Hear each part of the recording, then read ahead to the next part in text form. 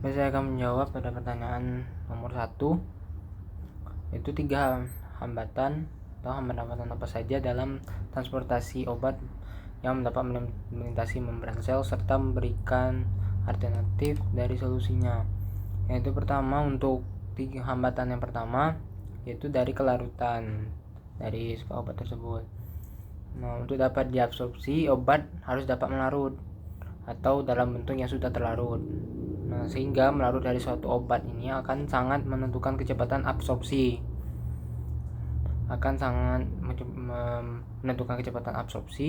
Maka dari itu, untuk sediaan padat sebaiknya diminum dengan cairan yang cukup untuk membantu mempercepat kelarutan obat.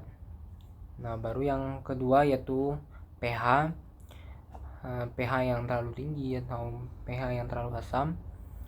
Nah, pH ini adalah derajat keasaman atau kebebasan kebasaan jika zat berada dalam bentuk larutan. Obat yang terlarut dapat berupa bentuk ion atau non-ion. Nah, dari dalam bentuk non-ion ini relatif lebih mudah larut dalam lemak, sehingga lebih besar, lebih mudah menembus membran karena sebagian besar membran sel tersusun dari lemak.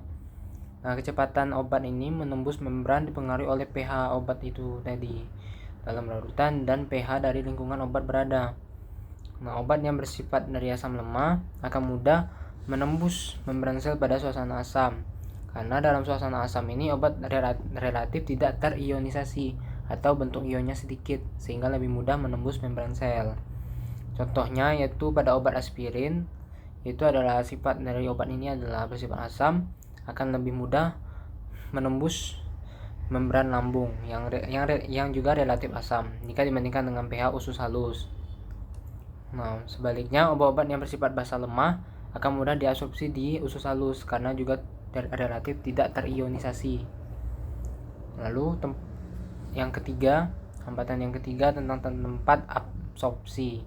Nah, obat ini dapat diabsorpsi dari berbagai tempat, misal kulit, membran mukosa, lambung, dan juga usus halus. Nah, namun demikian, untuk obat oral ini juga absorpsinya banyak terjadi di usus halus karena paling luas permukaannya. Begitu pula obat yang diberikan melalui inhalasi, diabsorpsi sangat cepat karena epitelium paru-paru yang sangat luas.